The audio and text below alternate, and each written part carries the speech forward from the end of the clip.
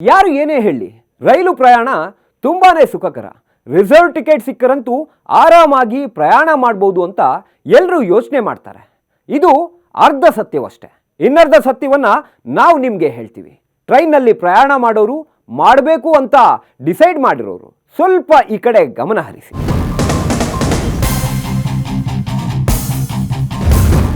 ನಾವಿವತ್ತು ತೋರಿಸೋ ಕಳ್ಳಿಯರು ಅಂತಿಂತ ಕಳ್ಳಿಯರಲ್ಲ. ಇವರೊಂಥರ ಸೀಸನಲ್ ಕಳ್ಳಿಯರು. ವರ್ಷಕ್ಕೆ ಒಂದೆರಡು ಬಾರಿ ಮಾತ್ರ ಕೈಚಳಕ ತೋರಿಸೋ ಕಳ್ಳಿಯರನ್ನ ನಮ್ಮ ಬೆಂಗಳೂರು ಪೊಲೀಸರು ಅರೆಸ್ಟ್ ಮಾಡುವಲ್ಲಿ ಸಕ್ಸಸ್ ಕಂಡಿದ್ದಾರೆ. ಆದ್ರೆ ಪೊಲೀಸರು ಈ ಕಳ್ಳಿಯರಿಗೆ ಕೆಡ್ಡ ತೋಡಿದ್ದೇ ರಣರೋಚಕ ಕಹಾನಿ.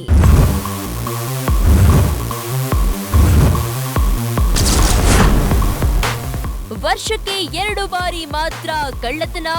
ಇವರು ಅಂತಿಂತ ಕಳ್ಳಿಯರಲ್ಲ.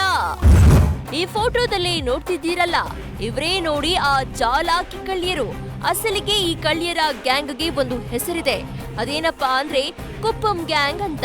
ಈ ಕುಪ್ಪಂ ಗ್ಯಾಂಗ್ ಕೆಲಸ ಏನಂದ್ರೆ, ಯಾರೆಲ್ಲ ರೈಲಿನಲ್ಲಿ ಪ್ರಯಾಣ ಮಾಡ್ತಾರೋ ಅವರೇ ಈ ಕಳ್ಳಿಯರ ಟಾರ್ಗೆಟ್. ರೈಲಿನಲ್ಲಿ ಪ್ರಯಾಣಿಸುವ ಪ್ರಯಾಣಿಕರನ್ನೇ ಗುರಿಯಾಗಿಸಿಕೊಂಡು ಕಳ್ಳತನ ಮಾಡ್ತಾ ಇದ್ದ ಈ ಗ್ಯಾಂಗ್ ಅನ್ನ ಕೊನೆಗೂ ಪೊಲೀಸರು ಅರೆಸ್ಟ್ ಮಾಡಿದ್ದಾರೆ. ಆದ್ರೆ ಇವರ ಮಾಸ್ಟರ್ ಪ್ಲಾನ್ ಕೇಳಿ ಪೊಲೀಸರೇ ಶಾಕ್ ಆಗಿದ್ದಾರೆ. ತಾತ್ಕಾಲ್ನಲ್ಲಿ ಟಿಕೆಟ್ ಬುಕಿಂಗ್, ಮದ್ದಿನ ಔಷಧಿ ನೀಡಿ ಕಳ್ಳತನ. ಕಳೆದ ಡಿಸೆಂಬರ್ನಲ್ಲಿ ಜೋಧಾಪುರನಿಂದ ಬೆಂಗಳೂರಿಗೆ ಹೊರಟಿದ್ದ ದಂಪತಿಗೆ ಪ್ರಯಾಣದ ವೇಳೆ ಇಬ್ಬರು ಮಹಿಳೆಯರು ಪರಿಚಿತವಾಗಿರ್ತಾರೆ. ದಂಪತಿ ಜೊತೆ ಮಾತಾಡ್ತಾ ಅವರ ಜೊತೆ ಒಳ್ಳೆ ಸ್ನೇಹ ಬೆಳೆಸಿಕೊಂಡು ಆ ಮಹಿಳೆಯರು ದಂಪತಿಗೆ ಕುಡಿಯೋದಕ್ಕೆ ಡ್ರಿಂಕ್ಸ್ ಕೊಟ್ಟಿರ್ತಾರೆ. ದುರಂತ ಏನಂದ್ರೆ, ಆ ಡ್ರಿಂಕ್ಸ್ ಕುಡಿದ ದಂಪತಿಗೆ ಎಚ್ಚರವಾಗಿದ್ದು ಬೆಂಗಳೂರಿನ ಯಶವಂತಪುರದಲ್ಲಿ. ಎದ್ದು ನೋಡಿದ್ರೆ ಮೈ ಮೇಲೆ ಇದ್ದ ಒಡವೆಗಳೆಲ್ಲ ಮಾಯ. ಆಗ ಪೊಲೀಸರಿಗೆ ದೂರು ಕೊಟ್ಟಾಗ ಇದು ಇದೇ ಕುಪ್ಪಂ ಗ್ಯಾಂಗ್ನ ಕೈಚಳಕ ಅನ್ನೋದು ಗೊತ್ತಾಗಿದೆ. ಜೋಧ್ಪುರಿಂದ ಟ್ರೈನ್ ಬರಬೇಕಾದ್ರೆ ಅದರಲ್ಲಿ 2 ಫ್ಯಾಮಿಲಿ ಇರುತ್ತೆ. ಬೋತ್ ಏಜ್ಡ್ ಗಂಡ ಹೆಂಡತಿ ಇಬ್ಬರು ಬರಬೇಕಾದ್ರೆ ಅವ್ರ ಜೊತೆ 3 ಜನ ಅವರು ಬರ್ತಾರೆ. 2 ದಿವಸ ಪ್ರಯಾಣದಲ್ಲಿ ದೇ ಬಿಕಮ್ ಫ್ರೆಂಡ್ಸ್. ಅದಾದಮೇಲೆ ಬೀರೂರು ಕಡೆ ಬಂದಾಗ ಅವ್ರಿಗೆ ಒಂದು ಡ್ರಿಂಕ್ ಕೊಡ್ತಾರೆ, ಹಾಲಿಂದು ಅಮೂಲ್ದು ಡ್ರಿಂಕ್ ಕೊಟ್ಬಿಟ್ಟು ಅದನ್ನು ಇವಾಗ ಅವ್ರ ಮುಂದೆನೇ ಓಪನ್ ಮಾಡ್ದಂಗೆ ಮಾಡಿ ಅವ್ರಿಗೆ ಕುಡಿಸ್ತಾರೆ.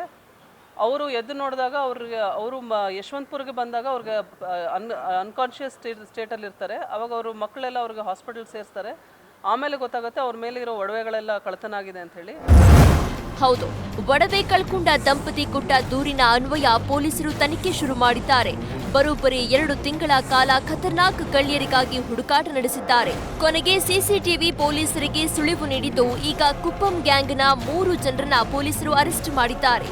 ಕೋಲ್ಕತ್ತಾ ಮೂಲದ 2 ಮತ್ತು ಉತ್ತರ ಪ್ರದೇಶದ 1 ಸೇರಿ 3 ಕಳ್ಳಿಯರು ಅಂಧರಾಗಿದ್ದಾರೆ.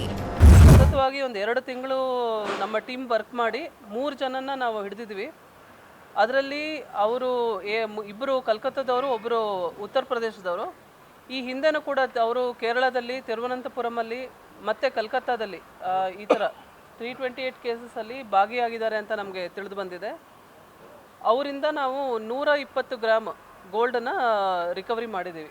ಒಂದು ನಾಗರ್ಕೋಯಿಲಲ್ಲಿ ಒಂದು ಕೇಸ್ ಆಗಿದೆ ಅವ್ರ ಮೇಲೆ, ತಿರುವನಂತಪುರಮಲ್ಲಿ ಆಗಿದೆ, ಮತ್ತು ಕಲ್ಕತ್ತಾದಲ್ಲಿ ಒಂದು ಅಸಾಲ್ಟ್ ಕೇಸು ರಿಜಿಸ್ಟರ್ ಆಗಿದೆ A1 ಮೇಲೆ. ಈ ಚಾಲಾಕಿ ಕಳ್ಳಿಯರ ಕೆಲಸ ಏನಂದ್ರೆ, ಯಾವುದೆಲ್ಲ ದೂರ ಪ್ರಯಾಣಿಸುವ ಟ್ರೈನ್ ಇರುತ್ತೋ ಅದೇ ಟ್ರೈನ್ಗೆ ಟಿಕೆಟ್ ಬುಕ್ ಮಾಡೋದು. ಅದು ತಾತ್ಕಾಲ್ನಲ್ಲಿ ಟಿಕೆಟ್ ಬುಕ್ ಮಾಡಿ ಅದಕ್ಕೆ ಬೇರೆ ನಂಬರ್ ಕೊಟ್ಟು ಪ್ರಯಾಣ ಮಾಡೋದು. ಪ್ರಯಾಣದ ವೇಳೆ ಯಾರಾದ್ರೂ ಒಳ್ಳೆ ಕುಳ ಸಿಕ್ಕರೆ ಅವರ ಜೊತೆ ಸ್ನೇಹ ಬೆಳೆಸಿಕೊಂಡು ಮಾತಾಡೋದು.